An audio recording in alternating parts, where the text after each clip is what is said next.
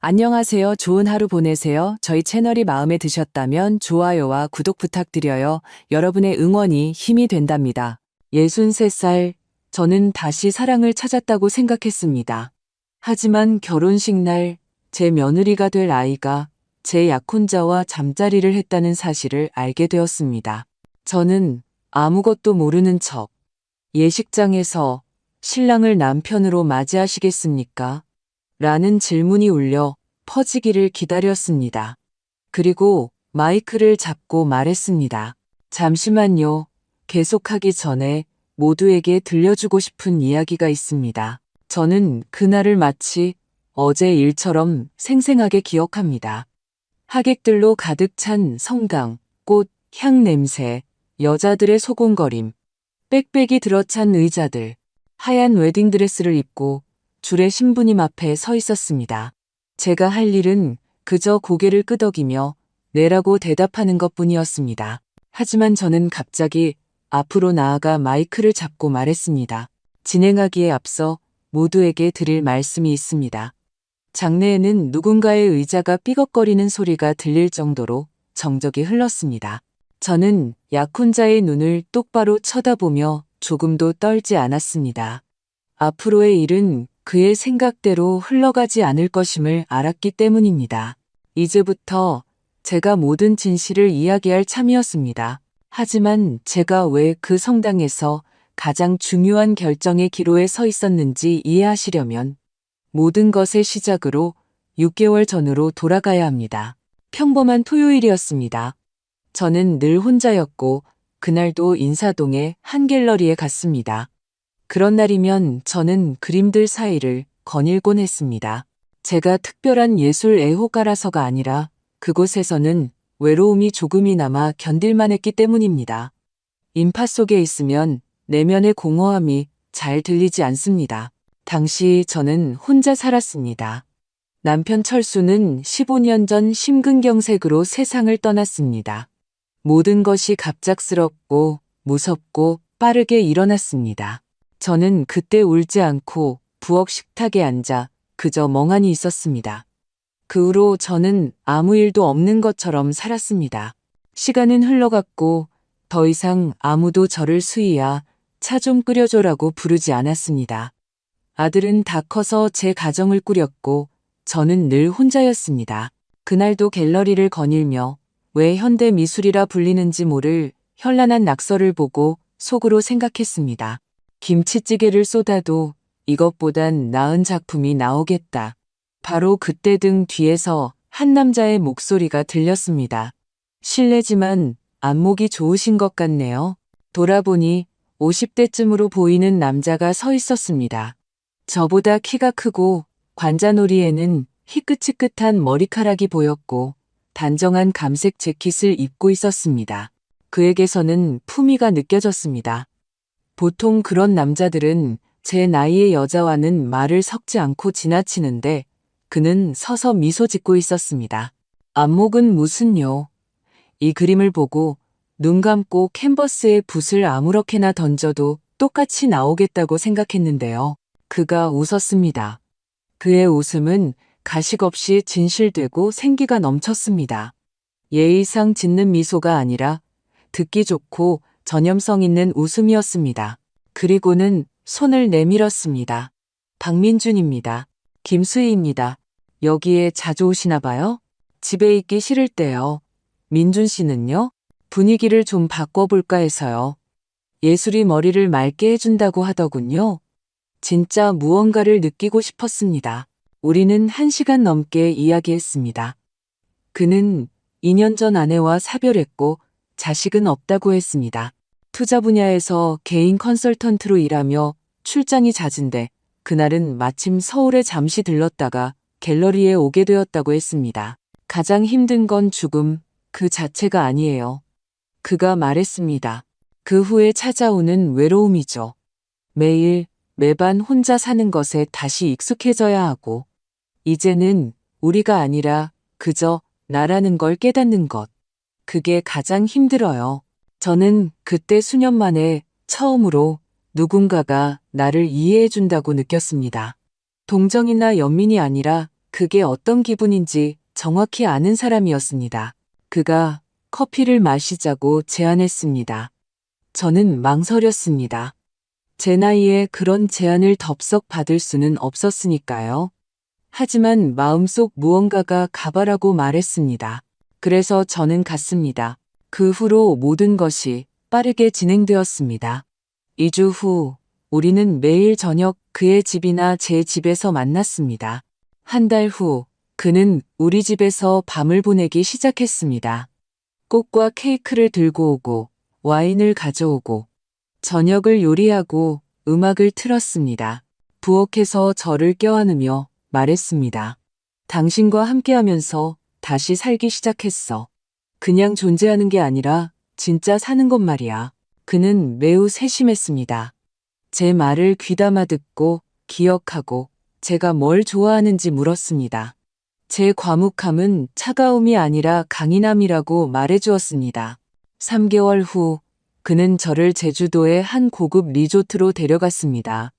멋진 객실, 촛불 아래의 저녁 식사, 해변 산책, 모든 것이 영화 같았습니다. 저는 오랫동안 이런 기분을 느껴본 적이 없었습니다. 그리고 스스로에게 말했습니다. 수희야, 불행을 기다리는 건 그만하고 내 자신에게 기회를 줘. 그러다 6개월, 그는 제 정원에서 남편 철수가 심었던 장미 덤불 바로 아래에서 무릎을 꿇고 반지 상자를 내밀었습니다. 수희 씨, 우린 20살이 아니에요. 가식 떨 시간이 없죠.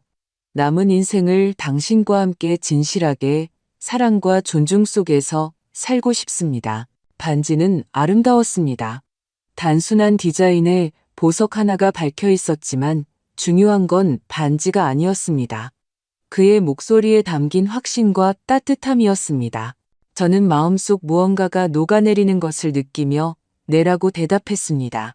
그 후 모든 것이 정신없이 돌아갔습니다. 결혼 준비, 하객 명단, 드레스, 예식장. 민주는 모든 것을 제대로 해야 한다고 주장했습니다. 당신은 여왕처럼 식장으로 들어가야 해. 이건 당신의 날이야. 당신은 그럴 자격이 있어. 친구들조차 저를 부러워했습니다. 어떤 사람들은 복도 많아. 남편 복도 있더니 이제 와서 저런 행운까지. 저는 웃으며 손사래를 쳤지만 마음 깊은 곳에서는 다시 살아있음을 느꼈습니다. 미소 지으며 아침을 맞이하고 허리 통증 대신 피로연 메뉴를 고민했습니다. 의심이 없었냐고요?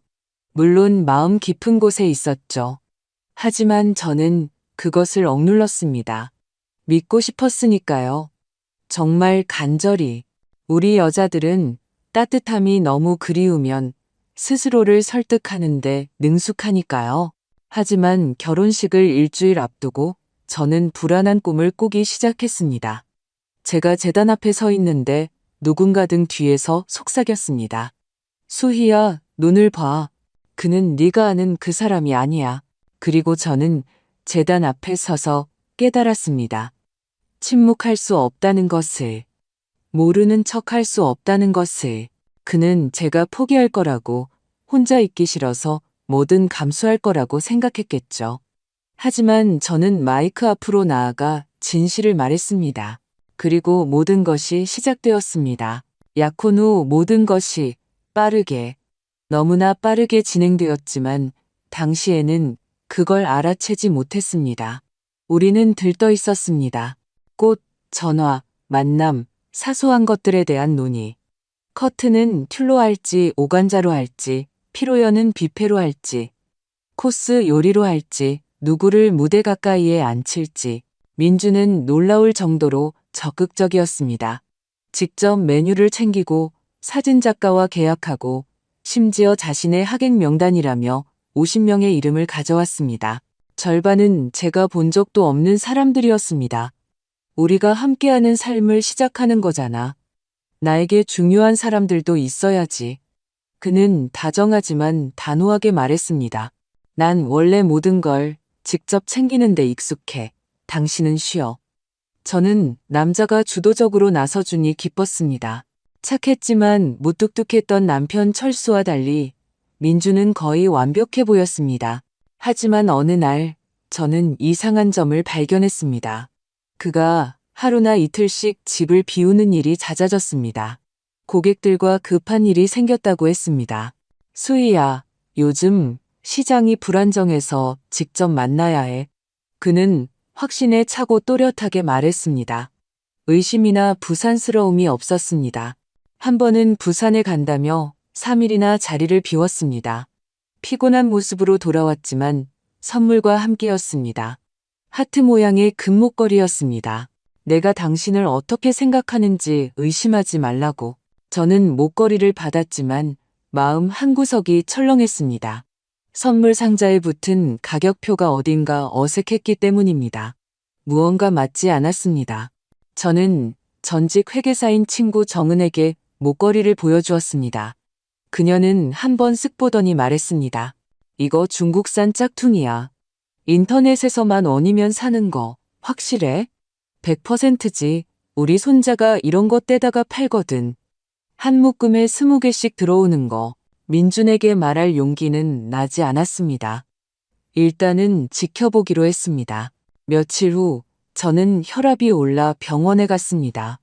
의사를 기다리다가 저보다 5살 많아 보이는 미숙이라는 여자를 만났습니다. 이야기를 나누던 중 그녀가 갑자기 물었습니다. 혹시 김수희 씨 아니세요? 박민준 씨랑 같이 있는 걸 자주 봤어요. 그분 지금 만나시는 분 맞죠? 네. 그런데 그분을 어떻게 아세요? 작년에 속초 리조트에서 우연히 만났어요. 아주 신사적이고 그분도 아내와 사별했다고 하더라고요. 옛날 영화에 나오는 남자 같았죠. 전 그때 남편을 막 잃고 신경이 곤두서 있었는데 그 사람이 많이 위로해줬어요.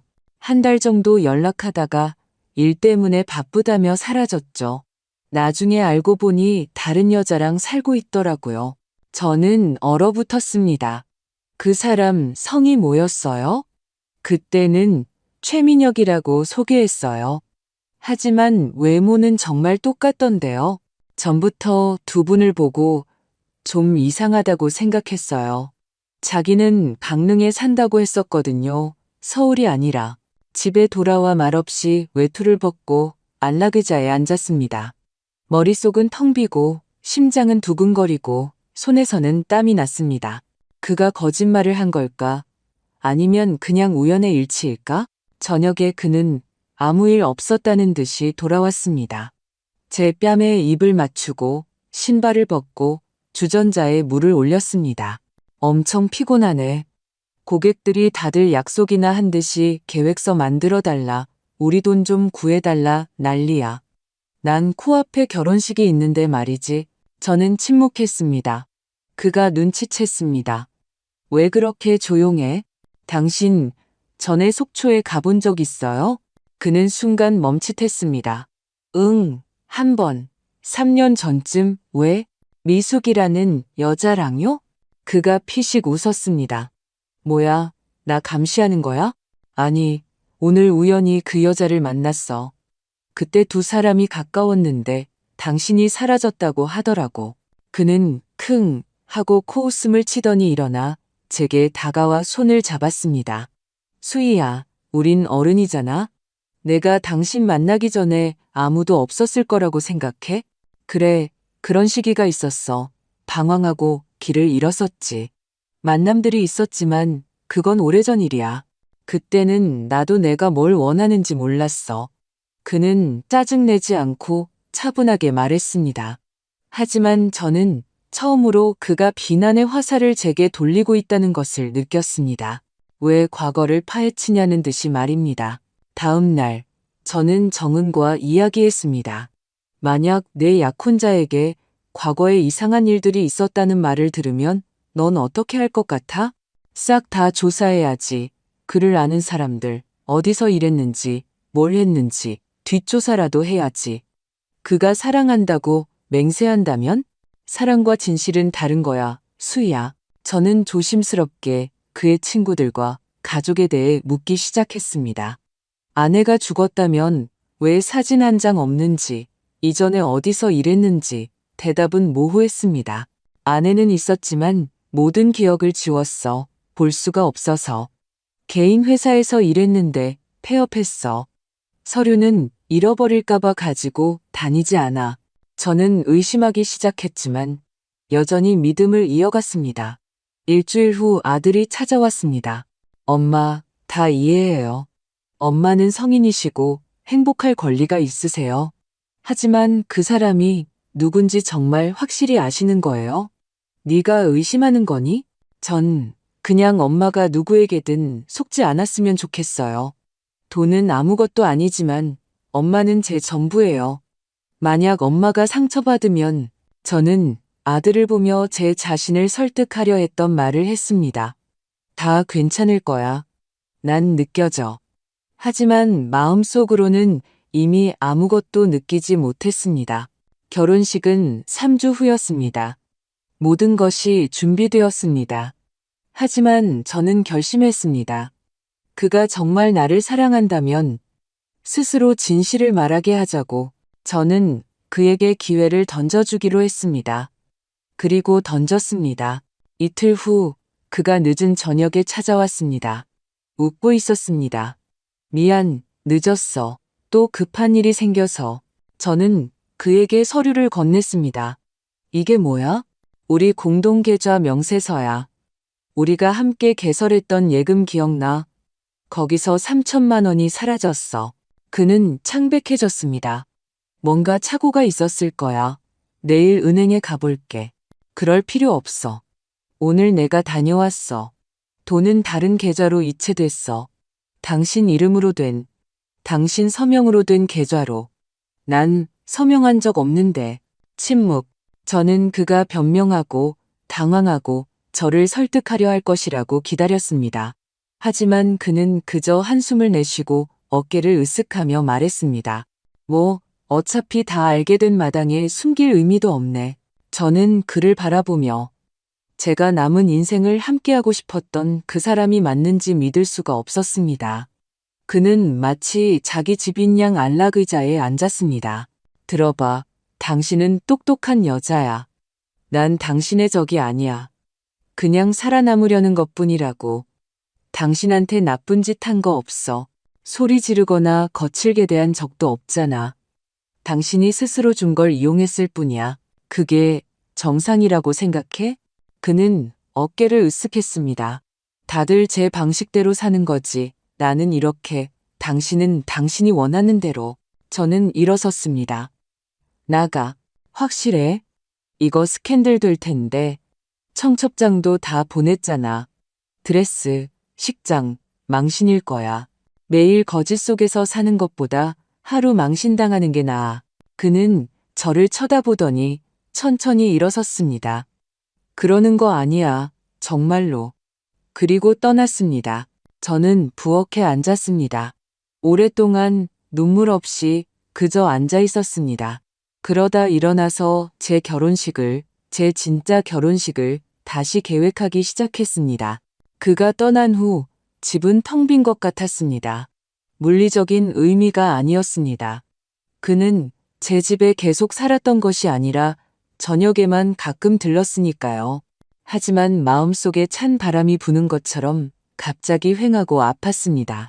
저는 울거나 소리치지 않았습니다. 그저 조용히 서류와 카드, 전화기를 챙겨 경찰서로 갔습니다. 놀랍게도 경찰은 제 말을 귀에 깊게 들어주었습니다. 30대쯤 되어 보이는 젊은 여성 형사는 바보 같은 늙은 여자를 대하듯 하지 않고 사실관계를 중심으로 질문하며 모든 것을 기록했습니다. 남성분이 본인 동의 없이 돈을 이체했다는 사실을 확인하시는 거죠? 네, 서명이 위조되었어요. 은행에서 확인했습니다. 주고받은 메시지 같은 게 있습니까? 전부 저장해 두었습니다. 그리고 그가 서류 가방을 놓고 갔을 때 서류 사본도 만들어뒀어요. 알겠습니다. 이 사건은 경제범죄수사팀으로 넘기겠습니다. 아마 이게 첫 번째 사건이 아닐 수도 있습니다. 저는 경찰서를 나오면서 처음으로 발밑의 땅이 조금씩 단단해지는 것을 느꼈습니다. 집에 돌아와 앉아서 전화기를 들고 검색하기 시작했습니다. 약혼자를 가장한 사기꾼, 대한민국 결혼 사기꾼, 과부를 노리는 사기 수법. 새벽 2시까지 읽었습니다. 후기, 기사, 커뮤니티 글. 모두 똑같았습니다. 친절하고 신사적이며 세심한 남자. 빠른 고백, 외로움을 파고드는 접근, 신뢰를 이용한 금전 요구, 그리고 실종. 혹은 저처럼 뻔뻔한 절도. 그때 저는 결심했습니다. 복수를 위해서가 아니라 진실을 위해 다른 피해자들을 찾아야겠다고. 저는 먼저 보경에게 전화했습니다. 우리는 지인을 통해 몇 번 만난 적이 있는 사이였습니다. 그녀가 인터넷에서 만난 남자가 희망을 주더니 사라져버렸다고 이야기했던 것이 기억났습니다. 보경아, 나 수희야. 전에 만났던 남자, 어느 날 갑자기 사라졌다고 했었지? 응, 왜 물어봐? 그 사람 이름이 민준이었어? 응, 박민준. 그 사람, 너한테도 나랑 결혼하려고 했어. 돈 가지고 사라졌고, 이제 그를 고소하려고 해. 침묵. 농담 아니지? 아니, 그리고 우리뿐만이 아닐 것 같아. 내가 너한테 갈게. 다음 날, 보경은 저희 집 부엌에 앉아 있었습니다. 그녀 앞에는 찻잔이 놓여 있었고, 손은 떨리고 있었습니다. 그땐 나 자신을 탓했어. 늙은 바보라고 생각했지. 우리 같이 제주도에 갈 거라고, 전원주택을 살 거라고 하면서 투자금 마지막 일부를 채워야 한다고 도와달라고 했어. 그러고는 끝이었지. 전화기는 꺼져 있고 SNS 계정은 삭제됐어. 얼마나 보냈어? 거의 2천만 원. 모아둔 돈 전부, 차까지 팔았어. 저는 그녀의 손을 잡았습니다. 너 혼자가 아니야. 그는 이걸 조직적으로 해왔어. 난 이미 경찰에 갔어. 이제 어떻게? 이제 다른 사람들을 찾아야지. 일주일 후 저는 제 나이대 여성들이 자주 이용하는 네이버 카페에 비공개 그룹을 만들었습니다. 이름은 간단하게 조심하세요. 약혼 사기꾼이라고 지었습니다. 처음 며칠은 조용했습니다. 그러다 첫 번째 메시지가 나타났습니다. 저도 돈을 잃었어요. 그는 매력적이었지만 돈을 빌려달라고 했어요. 수법은 하나같이 똑같았습니다. 저는 각자와 개인적으로 연락했습니다. 질문을 던지고 사진을 비교했습니다. 완전히 일치하는 경우도 있었고 거의 비슷한 경우도 있었습니다. 그중 한 명인 춘천의 태희 씨는 그가 제게 줬던 것과 똑같은 재킷을 입고 찍은 사진을 보내왔습니다. 다만 이름은 이진우였고 법원에서 일한다고 했다고 합니다. 저는 깨달았습니다.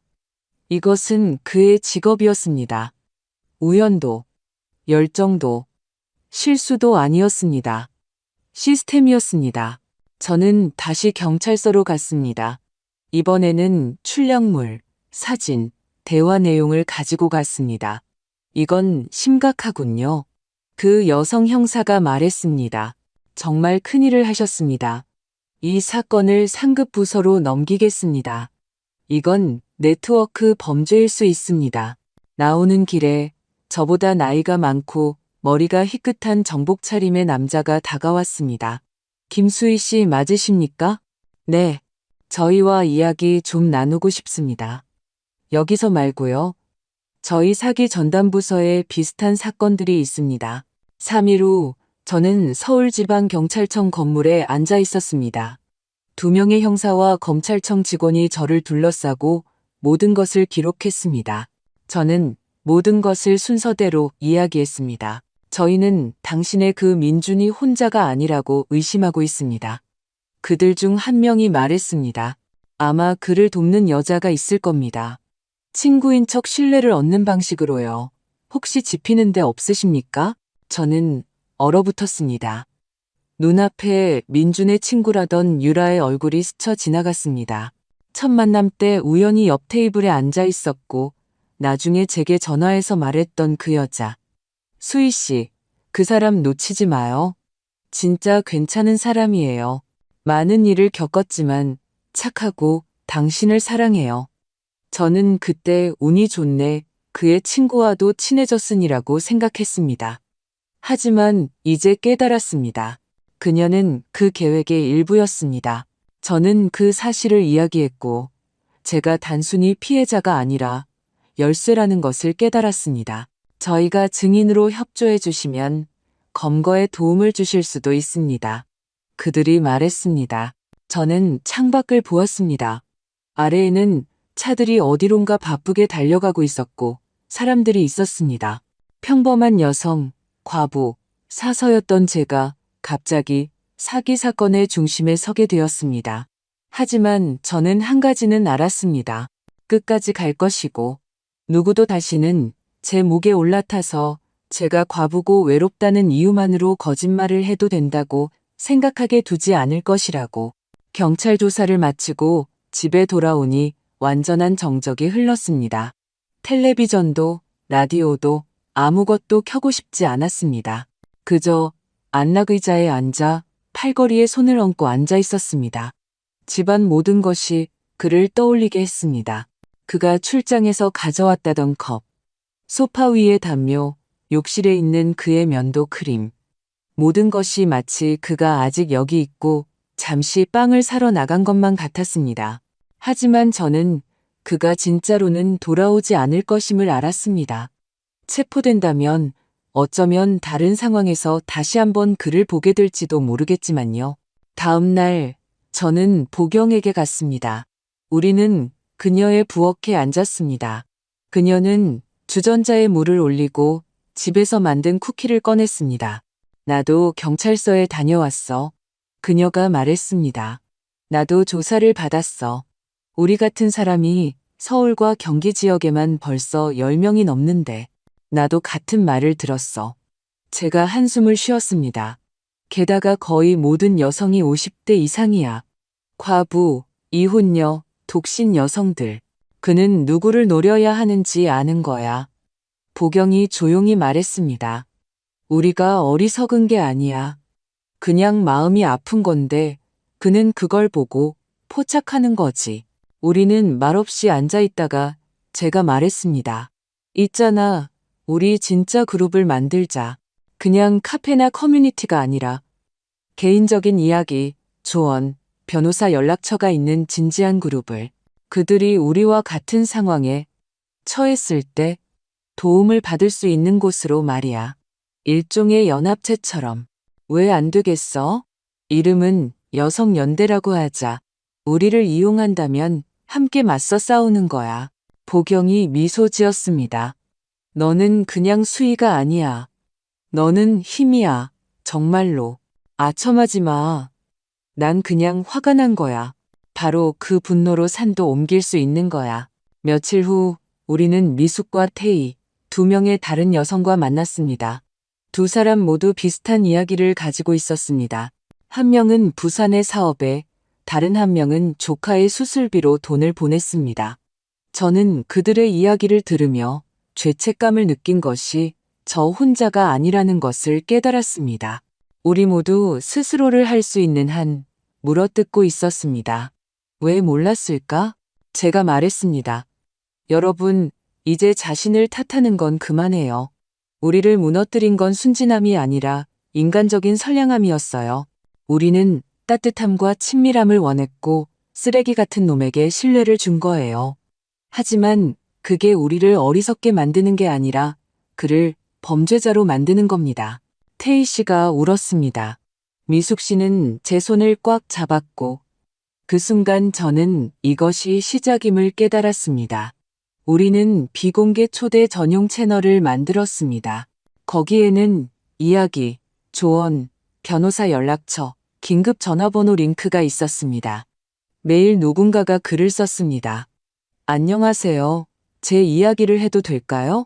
여러분이 있어서 감사합니다. 저 혼자인 줄 알았어요. 저도 거의 당할 뻔했어요. 그가 만나자고 했는데 사진을 검색해보고 여러분을 찾았어요. 보경은 소통을 담당했고 저는 경찰 관련 업무를 처리했습니다. 정은은 법률적으로 도왔습니다. 기자들이 우리에게 연락하기 시작했습니다. 한 젊은 유튜버가 우리에 대한 영상을 만들었고 조회수가 30만 회를 넘자 메시지 수가 급격히 늘었습니다. 그러던 어느 날 수사과에서 전화가 왔습니다. 공범 혐의로 한 여성을 체포했습니다. 이름은 유라. 아시는 분입니까? 저는 자리에 앉았습니다. 네, 민준의 친구예요. 아니, 그렇게 생각했었죠. 첫 만남 때 그와 함께 있었고, 나중에 전화해서 그가 얼마나 좋은 사람인지 말해줬어요. 그녀는 여성들에게 신뢰를 얻도록 돕고, 적합한 대상을 찾고, 정보를 수집하며 현금화를 통해 돈을 받았다고 자백했습니다. 이제 증언을 하고 있습니다. 당신의 정보도 사건에 포함되어 있고, 그놈은 아직 찾지 못했지만 다른 사람의 신분증을 쓰고 있는 것으로 알고 있습니다. 은행과 공항에 조회를 요청했으니 나타나는 즉시 체포할 겁니다. 저는 감사 인사를 하고 전화를 끊었습니다. 그날 밤 저는 잠을 이룰 수 없었습니다. 머릿속에는 생각들이 맴돌았습니다. 그가 그토록 침착하고 확신에 차서 아무 일도 없는 것처럼 거짓말을 했다는 말인가? 그는 내 눈을 보며 사랑한다고 말하고 그러고는 그냥 사라져서 다른 사람에게 똑같은 짓을 했다. 그가 돈을 가져간 것보다 더 화가 나는 것은 그가 영혼을, 관심을, 인간적인 온기를 가져가서는 마치 쓴 물건처럼 버렸다는 것이었습니다. 저는 아들에게 갔습니다. 아들은 문 앞에서 저를 맞으며 뺨에 입을 맞췄습니다. 엄마, 괜찮으세요? 응, 그냥 네가 알아줬으면 해서 나 행동하기로 결심했어. 그냥 불평만 하는 게 아니라 그룹을 만들었고 이미 몇몇 여성을 도왔어. 아들은 맞은편에 앉아 주위에 깊게 들었습니다. 엄마가 자랑스러워요. 그런 말 마. 그냥 내가 약하지 않다는 것만 알아줘. 오랫동안 침묵하고 참았지만 더는 아니야. 아들이 미소 지었습니다. 이제 엄마한테 함부로 덤비면 안 되겠네요. 일주일 후 다시 전화가 왔습니다. 그를 찾았습니다. 광주에 있습니다. 아파트를 빌렸고 신분증은 이진우라는 이름으로 되어 있습니다. 이미 영장이 발부되었습니다. 동의하시면 주요 증인이 되어 주실 수 있습니다. 저는 전화를 끊고 창밖을 보았습니다. 거리에는 라일락이 피어 있었습니다. 사람들은 장바구니를 들고 아이들과 함께 혹은 그냥 산책하며 지나가고 있었습니다. 저는 이제 제 이야기가 사랑이 아니라 정의에 관한 것임을 알았습니다. 그리고 저는 이 이야기를 끝까지 끌고 갈 것입니다. 광주로 떠나기까지 이틀이 남았습니다. 형사는 친구분과 함께 오시는 게 좋겠습니다. 혼자보다는요? 공식적으로는 그냥 주말에 여행 오시는 겁니다. 나머지는 저희가 다 준비하겠습니다. 라고 말했습니다. 저는 보경에게 전화했습니다. 나랑 같이 가줄래? 물론이지. 옆에 있을 테니 걱정 마. 우리는 아침 일찍 출발했습니다. 기차 안에서 저는 창밖을 보았고 마음속은 이상하게 평온했습니다. 두려움도 분노도 아니었습니다. 오히려 마침내 모든 것이 해결되어야 할 지점에 도달했다는 느낌이었습니다. 돈 때문이 아니었습니다. 복수를 위해서도 아니었습니다. 그가 대가를 치러야 하기 때문이었습니다. 광주에서는 사복 차림의 형사가 우리를 맞았습니다. 평범한 40대 남성으로 차분하고 말이 없었습니다. 민준, 아니 이진우는 외곽의 신축 아파트에 방을 얻었습니다. 사흘째 같은 가게에만 다니고 있고요. 서류상으로는 이진우, 그와 함께 새로운 여자가 있습니다. 50대 정도로 보이는 순자라는 여성입니다. 그녀가 그의 새로운 목표물인 것으로 의심됩니다. 그녀가 위험한가요? 제가 물었습니다.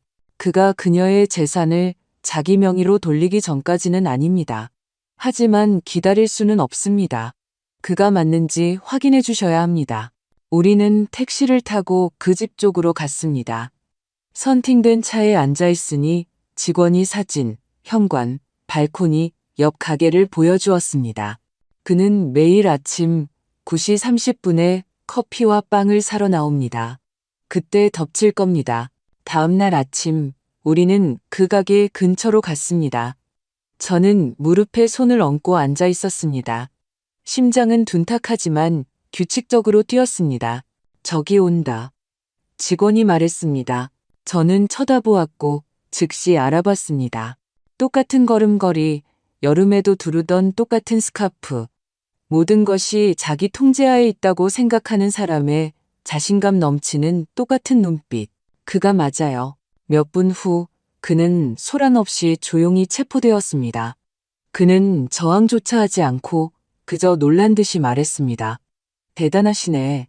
이렇게 멀리까지 올 줄은 몰랐는데. 저는 아무 대답도 하지 않고 그저 그의 눈을 바라보았습니다.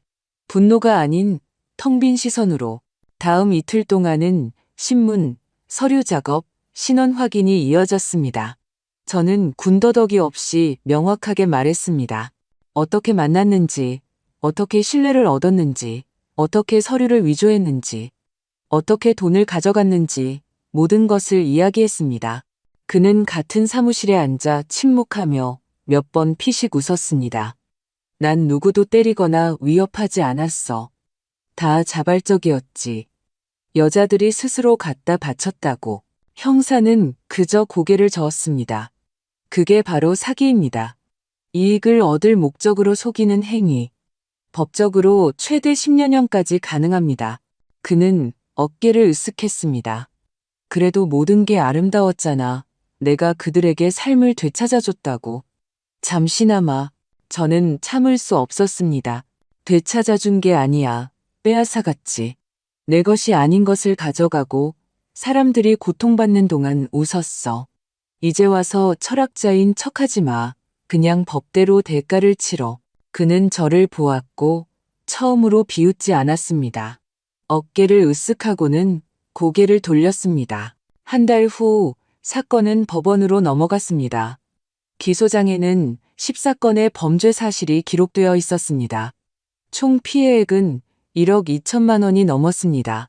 피해 여성들은 48세에서 72세 사이였습니다. 일부는 심각한 정신적 피해를 입었습니다. 한 여성은 그가 사라진 후 뇌졸중을 겪었고 다른 한 명은 자살을 시도했습니다.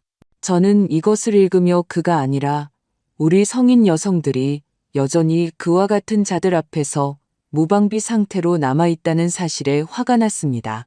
우리는 지갑을 지키는 법은 배웠지만 마음을 지키는 법은 배우지 못했기 때문입니다. 재판 날짜가 잡혔을 때 처음에는 가고 싶지 않았습니다. 하지만 그때 커뮤니티에 글을 썼던 한 여성이 떠올랐습니다. 만약 단 한 명이라도 나서서 이야기했다면 나는 당하지 않았을 텐데 저는 나서야 할 그 한 사람이 되어야 했습니다. 법정은 조용했습니다. 그는 피고인석에 앉아 아래를 내려다보고 있었습니다. 셔츠에 넥타이 차림. 피곤해 보였지만 초라하지는 않았습니다. 저는 나가서 법정 앞에 섰습니다. 손에는 연설문이 적힌 종이를 들고 있었지만 읽지는 않았습니다. 그냥 말했습니다. 저는 복수를 원하지 않습니다. 저는 그가 더 이상 누구도 속이지 않기를 바랍니다. 모든 여성이 자신의 신뢰가 약점이 아니라는 것을 알기를 바랍니다. 정직하게 사랑하고 살 줄 모르는 그가 약한 것입니다. 하지만 우리는 이제 스스로를 지키는 법을 알고 침묵하지 않습니다. 판사는 말없이 듣고 있다가 고개를 끄덕였습니다. 감사합니다. 김수희 씨, 이제 자유롭습니다. 재판 후 30대쯤 되어 보이는 젊은 여성이 다가왔습니다. 저, 선생님 채널을 봤어요. 저희 어머니가 선생님과 동년배세요. 제가 보여드렸어요. 저희 몇 년 만에 처음으로 대화했어요. 감사합니다. 저는 그녀를 안아주며 이 모든 것이 헛되지 않았다는 것을 깨달았습니다. 나중에 기자들이 저와 보경에게 어떻게 모든 것을 시작했는지 물었을 때 저는 말했습니다. 어느 날 저는 혼자인 것이 두려워지는데 지쳤습니다. 그리고 깨달았죠. 제가 존중받고 싶다면 비록 아무도 듣고 싶어 하지 않더라도 제가 먼저 진실을 말해야 한다는 것을요. 법원은 그에게 가석방 없는 6년 8개월의 징역형을 선고했습니다. 그리고 우리는 계속 나아갔습니다. 재판이 끝나도 안도감은 없었습니다. 환희도 승리감도 없었습니다. 그저 무거운 가방을 끌다가 마침내 바닥에 내려놓은 듯한 조용하고 평온한 피로감뿐이었습니다. 그 후로는 서류 작업이 많았습니다. 피해액의 일부가 환급되었지만 물론 전부를 돌려받지는 못했습니다. 일부는 차명 계좌로 빠져나갔고 일부는 현금화되었으며 일부는 그냥 사라졌습니다. 하지만 저는 반년 후에야 약 800만 원 정도를 돌려받았습니다. 정은은 이게 어디야? 중요한 건 그가 감옥에 갔다는 거지라고 말했습니다. 하지만 저는 돈이 가장 중요한 것이 아님을 알았습니다. 가장 중요한 것은 제가 더 이상 침묵하지 않고 부끄러워하지 않고 제 탓인 양 스스로를 설득하지 않았다는 것입니다. 보경은 여성연대 그룹과 관련된 모든 일을 맡았습니다. 그때쯤 우리는 네이버 카페에서 정식 웹사이트로 옮겼습니다. 거기에는 이야기, 검증된 사기수법, 법률 지원, 사기꾼 구별법 같은 섹션이 있었습니다. 군더더기 없이 간결하고 실용적이었습니다. 매주 누군가가 글을 썼습니다. 여러분 덕분에 모든 것을 잃을 뻔한 걸 막았어요. 그도 자신을 사별했다고 했고 이름도 민준이었어요. 이걸 해주셔서 감사합니다. 부끄러운 줄 알았는데 이제는 아니에요. 저는 그냥 사람일 뿐이에요. 어떤 이야기들은 제 이야기와 거의 판박이었습니다. 중년의 지적인 남자가 다가와 필요한 말을 해주고 늘 외로움을 파고들어 신뢰를 빼앗아 갔습니다. 어느 날 저는 편지를 받았습니다. 진짜 종이 편지. 발신 주소 없이 순자라는 이름만 있었습니다. 마가렛 씨, 저는 뉴스를 보고서야 무슨 일이 있었는지 알게 되었습니다. 저는 그와 함께 광주에 살았던 바로 그 사람입니다. 그는 이혼했고 당신이 악의적이고 복수심에 불타는 여자라며 그의 사업을 빼앗으려 한다고 말했습니다. 저는 그때 그 말을 믿었습니다. 하지만 법정에서 당신의 연설을 보고 제 세상이 무너졌습니다. 당신에게 감사합니다. 저는 벼랑 끝에 서 있었습니다. 저는 편지를 들고 있었고 가슴이 저려왔습니다.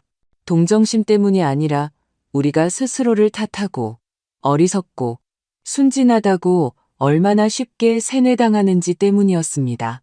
하지만 우리는 그저 솔직한 대우를 받고 싶었을 뿐입니다. 장난의 대상이 되고 싶지 않았을 뿐입니다. 저는 보경에게 전화했습니다. 새로운 코너를 만들자. 사기꾼에 대한 것뿐만 아니라 외로움에 대해서도. 외로움을 부끄러워하지 않는 법, 혼자 살면서도 절망하지 않는 법에 대해서 말이야. 그녀는 동의했습니다. 맞아. 그렇지 않으면 모든 것이 반복될 뿐이야. 새로운 얼굴, 새로운 이름으로 독자들과의 만남에서 한 여성인 정희 씨가 제게 다가왔습니다. 있잖아요. 저는 한 남자와 5년을 살았어요. 괜찮았는데 나중에는 거칠어졌죠. 저는 참았어요. 그러다 선생님 이야기를 듣고 떠났어요. 제 남자가 사기꾼이어서가 아니라 저도 저 자신을 선택할 권리가 있다는 걸 깨달았기 때문이에요. 저는 그녀 앞에서 울었습니다. 이것은 복수가 아니라 선택에 관한 것이었기 때문입니다. 우리가 편하고 인내심 있고 차분한 여성이 아닐 수도 있다는 것. 우리는 그냥 우리 자신일 수 있다는 것. 봄에 우리는 지역 방송국의 저녁 프로그램에 초대받았습니다. 저와 보경 그리고 다른 2명의 그룹 회원이 함께 출연했습니다. 28살쯤 되어 보이는 젊고 단정한 진행자가 물었습니다. 어떻게 강해졌다고 느끼셨나요? 저는 잠시 생각에 잠겼습니다. 제가 강해졌다고 생각하지 않아요. 저는 그저 약한 것에 지쳤을 뿐이에요. 모든 것이 괜찮은 척하는 것에 지쳤어요. 그리고 깨달았죠. 침묵이 항상 평화는 아니라는 것을. 때로는 그것이 두려움이라는 것을. 그리고 두려움은 먹이를 주면 안 되고 쫓아내야 한다는 것을요. 관객들이 박수를 쳤고 저는 생각했습니다. 만약 10년 전에 누군가 내게 이 말을 해주었다면 나는 많은 것을 다르게 했을 텐데 어느 날 우리 그룹에 작은 마을의 한 여성이 글을 썼습니다. 안녕하세요. 저는 자주 읽을 수는 없어요. 휴대폰이 구형이라서요. 하지만 감사드립니다. 당신의 이야기가 우리에게도 전해졌기 때문입니다. 이제 누가 광고를 보고 남자를 만나면 우리는 어디를 봐야 할지, 무엇을 물어야 할지 알아요. 저는 그 편지를 인쇄해서 복도 벽에 걸어두었습니다. 나갈 때마다 상기하기 위해서였습니다. 아무도 보지 않더라도 나는 중요한 일을 하고 있다는 것을. 여름의 보경이 제안했습니다. 우리 다 같이 한번 만나자. 펜션 같은 데 가서 모임을 갖는 거야. 기자회견이나 사진 촬영을 위해서가 아니라 그냥 앉아서 이야기하고 서로 안아주기 위해서. 저는 동의했습니다. 우리는 서울 근교의 한 휴양지를 골라 올 수 있는 모든 사람을 초대했습니다.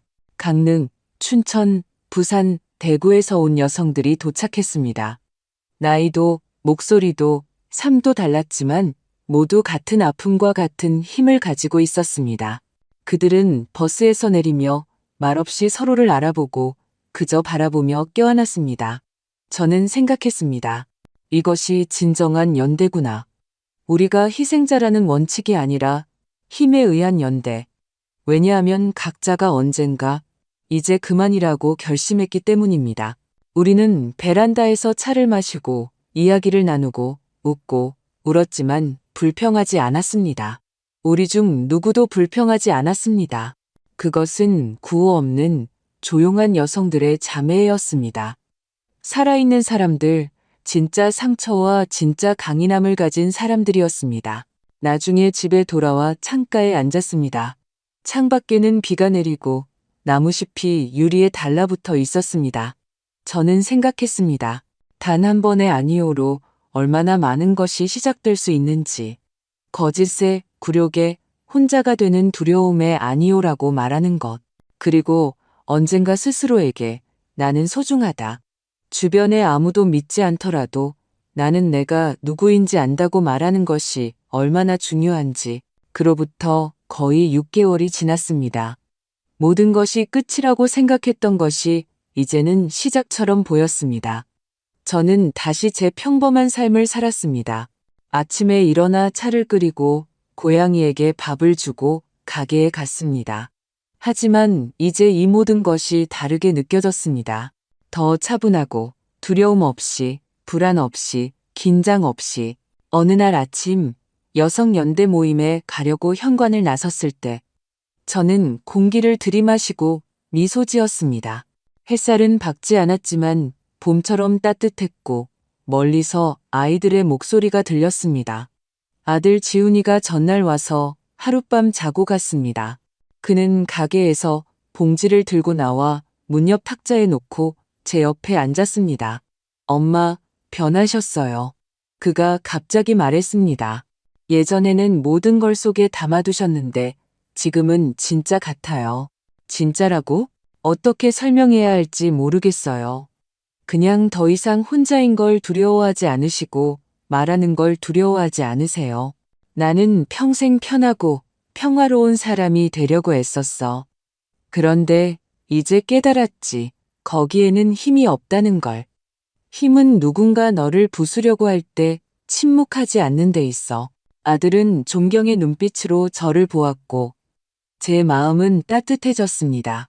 어느 날 한 여성이 글을 썼습니다. 저는 피해를 입지 않았어요. 하지만 저희 어머니가 돈을 보낼 뻔했어요. 이름을 보고 검색하다가 여러분의 사이트를 발견했어요. 감사합니다. 어머니의 연금과 아마 건강까지 구해주셨어요. 우리 모임에 20살쯤 되어 보이는 한 젊은 여성이 찾아왔습니다. 밝고 가녀리고 수줍은 눈빛을 하고 있었습니다. 한참을 옆에 서 있다가 제게 다가왔습니다. 김수희 선생님 맞으세요? 네. 무슨 일이죠? 저는 대전에서 온 그때 견디지 못했던 그 여성의 딸이에요. 그의 희생자였죠.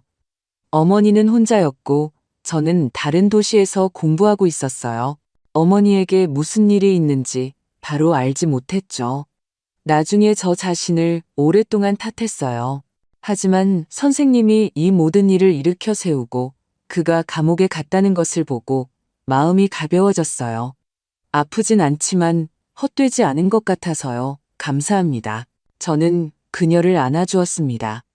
내 잘못이 아니야. 그리고 너는 혼자가 아니야. 이제는 정말로 어느 날 저녁 집에 혼자 있었습니다. 조용했습니다. 불빛은 은은했고 손에는 찻잔이 들려 있었습니다. 창가에 앉았습니다. 밖에는 눈이 내리고 있었습니다. 강하지 않고 부드럽고 거의 무게가 느껴지지 않는 눈이었습니다. 저는 눈이 창턱에 쌓이는 것을 보며 얼마나 많은 일이 지나갔는지 생각했습니다. 가끔 사람들은 제게 글을 썼습니다. 당신은 정말 강해요. 영웅이에요. 우리를 구해주셨어요. 하지만 저는 제가 영웅이 아님을 알았습니다. 저는 그저 제 자신이 파괴되는 것을 내버려 두지 않았고 물러설 수 있었을 때 앞으로 한 걸음 나아갔을 뿐입니다. 그리고 제 뒤로 다른 사람들이 따라왔습니다. 이제 저는 글을 씁니다. 제 이야기뿐만 아니라 다른 사람들의 이야기도 전합니다. 우리는 여성들의 목소리라는 코너를 시작했습니다. 누군가는 손으로 쓰고, 누군가는 전화로 구술하고, 누군가는 그냥 와서 말합니다. 그리고 이 모든 것은 이제 침묵 속으로, 공허 속으로 사라지지 않고 듣는 사람들의 귀에 들립니다. 어느 날 짧은 편지가 왔습니다. 군더더기 없이 우리에게 말할 권리를 주셔서 감사합니다. 저는 그 편지를 오랫동안 손에 들고 있었습니다. 그러다 울음이 터졌습니다. 아픔 때문이 아니라 마침내 누군가 들어주었다는 사실에 눈물이 났습니다.